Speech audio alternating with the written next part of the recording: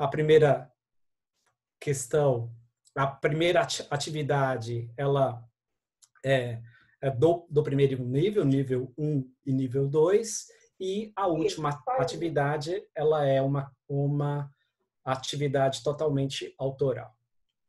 Sim. Bom, para esse trabalho, é um recorte da terceira atividade, onde que os alunos... Não, a ficha catalográfica, que conta. Onde... Você está começando em que página? Tem alguém com o microfone ligado, né? Umas 20, né? Umas 20. Onde a turma, eles receberam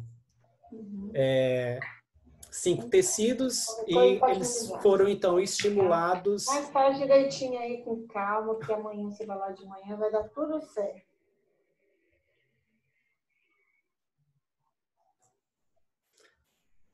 Foram estimulados, então, a investigar a qualidade desses tecidos, ordenando esses tecidos no modo crescente de qualidade do pior para o melhor. Tá? Essa é uma sequência longa, ela foi aplicada de maio a novembro de 2018, e aqui eu só estou trazendo um recorte de uma das aulas que foi aplicada em setembro de 2018. E aqui eu trago a análise de uma das aulas. Essa aula ela foi dividida em 12 momentos didáticos. O momento 1 a 6 são os momentos de discussão com o grupo sala, com todos os alunos. Os momentos de 7 a 12 já são os momentos aí, necessariamente, onde que cada grupo já estava fazendo, então, os seus processos investigativos. Então, a partir das gravações de áudio e vídeo, foram feitas, então, as transcrições dos turnos de fala. Esses turnos de fala eles foram agrupados, caracterizando, então, os episódios, e para esse trabalho aqui, a nossa unidade de análise são os turnos. Para caracterizar os tipos de perguntas em aulas investigativas, nós estamos utilizando uma ferramenta de Machado e Saceron, onde que eles caracterizam as perguntas em 4 categorias, que são as perguntas de problematização, as perguntas sobre dados, perguntas exploratórias sobre o processo e as perguntas de sistematização.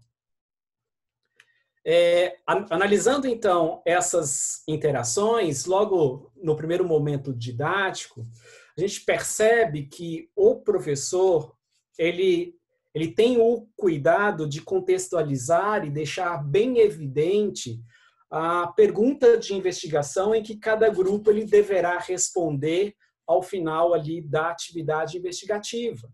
Como, por exemplo, no turno 11, ele emite ali uma questão, uma pergunta: será que esse tecido é melhor do que esse tecido? Aqui ele está apresentando os dois tipos de tecido ao grupo. Qual será o melhor?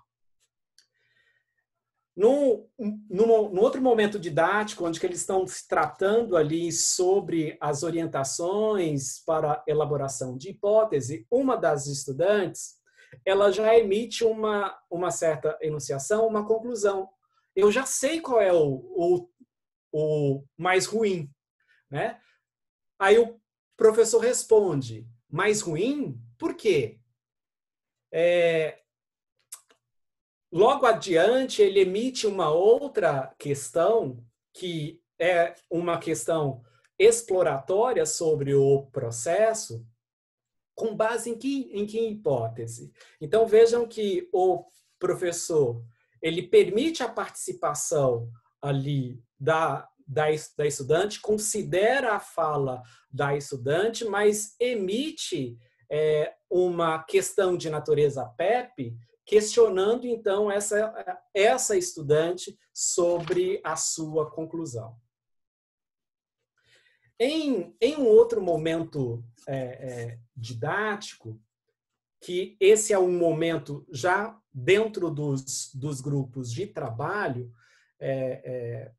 os que eu apresentei anteriormente são momentos didáticos com discussões com o grupo sala, nós percebemos aqui na interação entre o professor e o estudante, o professor ele emitindo uma série de perguntas que são perguntas da categoria PD e da categoria PEP, onde que vai permitindo que os estudantes vão tecendo as explicações a respeito dos dados que eles estão analisando, né? Então, nessa interação, pode perceber. Então, esse aqui é melhor por ter mais buraquinho. O estudante responde, não menos. Como menos? Estou vendo mais? Não. Aqui tem menos buraquinhos. Não, não é mais. É porque quanto mais buraquinho, mais fio tem. E aí? Nossa, mas nunca vi assim. Lençol com mais buraco é mais caro? Sim, mas com buraquinho pequeno. Buraquinho pequeno, que o fio está mais amarradinho, isso, que tem mais fios. Eu gostei. O professor responde. Como você vai explicar isso para os outros? Sei lá. Sei lá? Nossa, mas esse é igual a esse? E o aluno responde, não é não. O professor traz uma outra afirmação, só muda a cor. E o Oswaldo, né, o aluno, não.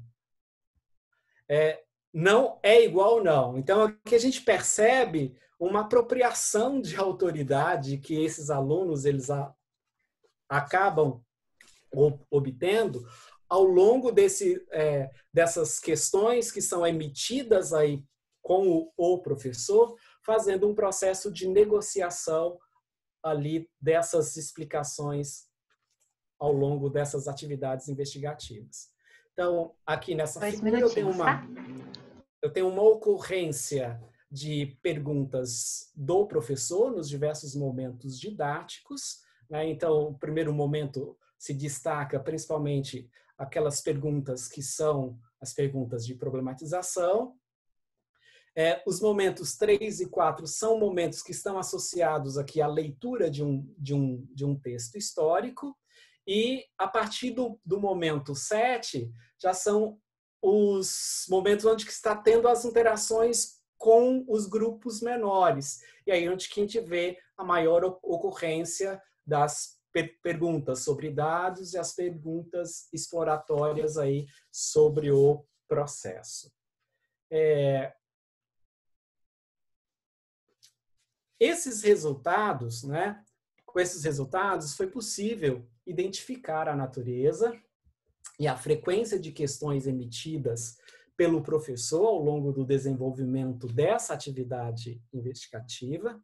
Esses resultados também sugerem que a natureza dessas questões emitidas pelo professor promove oportunidades aí para os estudantes se apropriar dessa cultura científica, porque eles estão trabalhando ali com um processo de estabelecimento metodológico, de compreender esses dados, e também no próprio engajamento da investigação, né?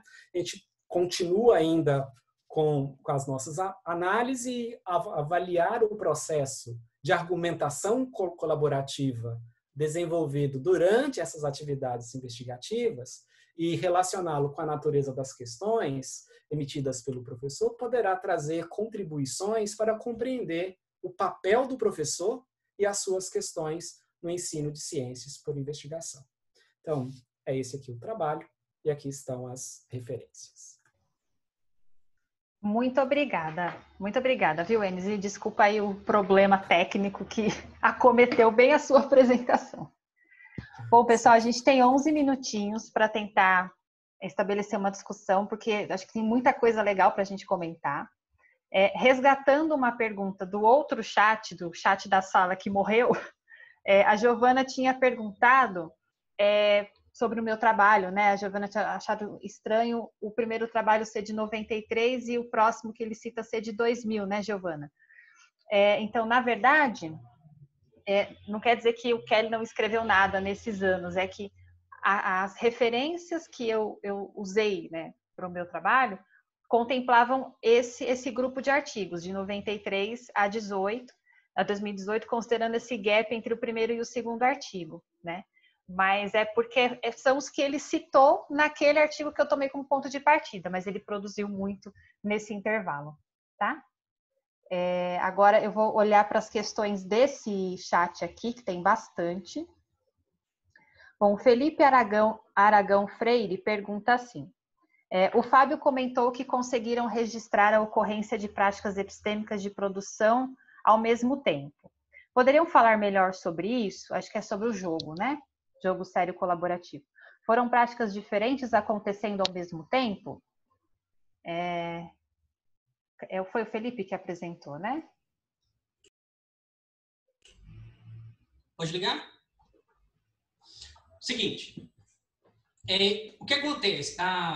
As práticas epistêmicas é uma condição natural que surge a partir da investigação. O que são práticas epistêmicas? O questionamento, a dúvida, quando um aluno responde para outro. E isso acontece naturalmente na investigação. O que o jogo fez foi demonstrar isso mais claro. O que a gente fez? Como a gente tinha um tempo que a pessoa mandava mensagem, a gente aglutinou esse tempo e viu num minuto tudo acontecer ao mesmo tempo. A gente tem mania de detalhar as coisas, mas o ensino é tudo de uma vez. É tipo um caos. É meio loucura falar isso, porque é uma coisa muito nova ainda, mas é tudo ao mesmo tempo. Na hora que o professor está perguntando, o outro colega está escutando, e o outro colega fala com o professor, fala com o aluno, que questiona também. Muitas vezes a própria pergunta e resposta para o aluno é meio uma confusão. Acaba que quando você analisa o contexto todo, você consegue enxergar que uma prática influencia na outra, ou elas surgem junto. Isso que eu devo perceber na pesquisa que eu fiz. Foi bem claro isso. E por que deu para enxergar isso? É porque, como eu tinha um time, eu aglutinei. É melhor mostrar a pesquisa toda. Você pega todo bate-papo, você aglutina e bate um gráfico de área, você vê que uma ocupa a área da outra. É fantástico o negócio, velho. Eu adorei a pesquisa. Então, olha só, as práticas epistêmicas surgem naturalmente, tá? A gente não define que vai surgir tal prática. É o que acontece. É igual Pedacho, por exemplo. O que ele criou o ciclo investigativo, por exemplo. Ele estudou vários artigos, definiu o ciclo investigativo. Mas não significa que aquilo é daquele jeito, sabe? Apesar que a maioria mas pode ter uma exceção que muda o ciclo. Entendeu a ideia? No caso do jogo, deu para perceber que as práticas epistêmicas, a ideia de questionamento, resposta do questionamento, o surgimento de novos problemas, tudo vai acontecendo. É como na vida real. A nossa vida não é linear, não. Não é linear, é não linear a nossa vida. É a mesma coisa no ensino, a mesma coisa no jogo, a mesma coisa no ensino de investigação. Eu não sei se eu fui claro, mas é isso aí. Felipe, tem mais uma pergunta para você. Acho que você já respondeu algumas coisas. Eu estou respondendo aqui. Mas a Marina está dizendo que ela gostaria que você dissesse quais práticas epistêmicas podem ser trabalhadas com os alunos a partir do jogo. Discutir como tais práticas são fomentadas no jogo, acho que você já falou um pouquinho. E esse aqui é falar se o jogo já está sendo ou já foi testado. E a minha pergunta foi antes da pandemia ou depois? Porque veio muito a calhar, né? Agora tudo é online. Foi antes da pandemia. Porque o jogo, na verdade, foi o resultado do produto da pesquisa. Entendeu? Eu adorei. Olha, seguinte, eu sou da área de computação informática, só que eu sou formado em biologia também. Gente, eu adorei o mestrado na FAD, recomendo, porque lá eu pude aplicar a informática na educação. Seguinte, o jogo foi feito no ano passado e foi apresentado no início deste ano, antes da pandemia, a minha dissertação. Então, para você entender melhor, depois eu passo meu contato, para vocês lerem minha dissertação toda e vocês conseguirem entender. O jogo é bem novo. Na verdade, tipo assim, você vai ter que tentar imaginar um ambiente igual em sala de aula. Isso foi feito para construir o jogo. No caso das práticas epistêmicas, não tem como você definir as coisas, né? Elas surgem naturalmente. E o caso lá que a gente usou, no caso, tem uma categoria das práticas sociais. Aí a prática social que a gente utilizou foi a produção de conhecimento. Porque os alunos, durante o jogo lá, eles estão produzindo conhecimento. Um comunica com o outro e assim vai. Tem uma pergunta. É isso? Não sei se eu tentei responder, então podem me perguntar. Podem perguntar ao professor Fábio também, que deve estar na cola aí. Bom, deixa eu pegar uma outra pergunta aqui, que aí a gente tira o Fábio aí o Felipe, perdão, dos holofotes. Tem uma pergunta da professora Lucielena Saceron, que ela primeiro parabeniza todos os apresentadores, são boas apresentações e bons trabalhos, e ela faz 2 perguntas gerais correlatas que podem ser respondidas por aqueles que a julgarem válidas.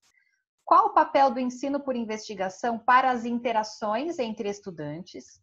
E qual o papel das práticas epistêmicas no ensino por investigação? Então, quem quiser falar?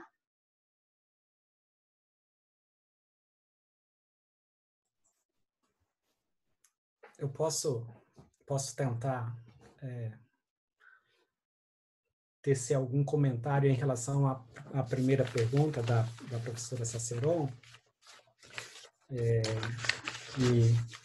que é qual o papel do ensino por investigação para as interações. Quando eu penso nos trabalhos do Lenk, quando eu penso nos trabalhos do Dushel, para os grandes objetivos do ensino de ciências, eu não consigo imaginar uma atividade investigativa, um ensino de ciências por investigação, sem ter um processo de interação, né? Então, a gente tem um aspecto social que ele é muito relevante. Então, eu não vejo uma dissociação, né, entre uma abordagem de ensino por investigação e isso não ocorrer por meio de interações entre professores e alunos, entre os próprios pares, né? Então, essa é a minha perspectiva. Mais alguém quer fazer algum comentário com relação a essa pergunta da professora Lúcia?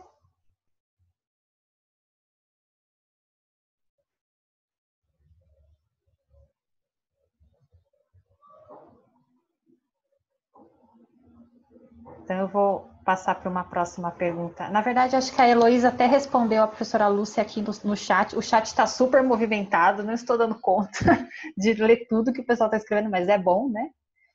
Tem uma questão aqui, deixa eu ver. Acho que era até para o meu trabalho, da Marina. Ela diz que gostaria que eu explorasse mais os pontos de divergências e os de convergência nas ideias de Kelly ao longo desses anos.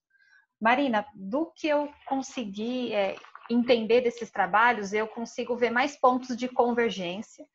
Então, eu vejo que ele vai construindo ao longo do tempo essa concepção de entendimento da comunidade científica como uma comunidade de prática e consistentemente ele vai trazendo essa dimensão para dentro da sala de aula, estimulando o professor e os estudantes a incorporarem essa dimensão como uma comunidade de prática, trazendo para o fazer de sala de aula as práticas epistêmicas da ciência para que haja aprendizagem e, de fato, que os estudantes passem a se sentir membros dessa comunidade, né? Incorporem o discurso dessa comunidade, a forma de agir, de pensar, de falar e de ser dos cientistas. Mas assim, cada vez que eu leio a respeito de práticas epistêmicas, eu aprendo mais alguma coisa. Essa revisão eu já fiz umas 500 vezes e eu sempre falo, caramba, essa coisa eu não tinha prestado atenção. Então, eu até agradeço por você ter levantado essa bola da questão das divergências, né? Eu preciso realmente ler mais a respeito, tem muitas coisas publicadas, né, do Kelly, e eu vou ficar te devendo essa questão das divergências, mas eu vou estudar para poder encontrar. Muito obrigada pela pergunta. Tinha mais uma perguntinha para o Enio, na verdade era uma perguntona. Para o Enius, deixa eu ver se eu acho aqui. Tem muita coisa. O Ronaldo pergunta. Ele diz assim, primeiro ele te parabeniza pelo Dia do Professor. Aliás, a todos nós, parabéns.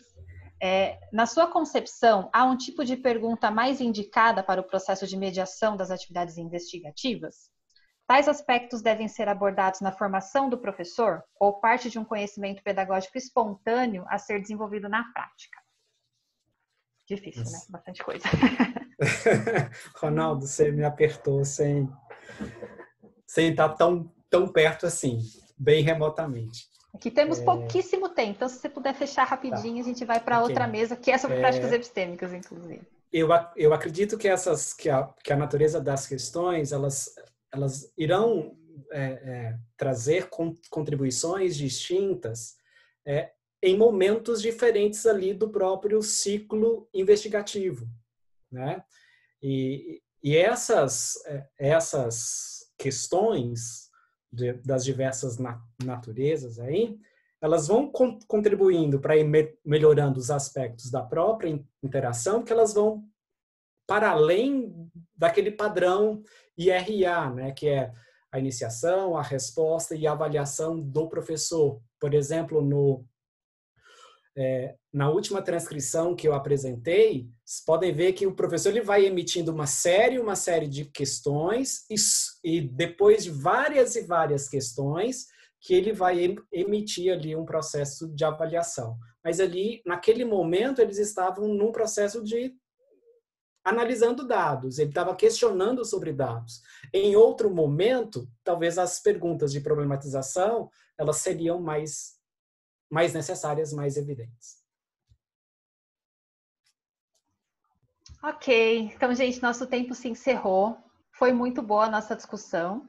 Pena que acabou, mas eu queria agradecer a todos vocês por terem trazido trabalhos tão interessantes, tão relevantes. E agora a gente se encontra na próxima mesa, né, que já começou, deve ter começado já, sobre práticas epistêmicas, tá? Então, novamente, obrigada a todos, uma boa tarde, que a gente continue aproveitando esse evento aí que está tão produtivo.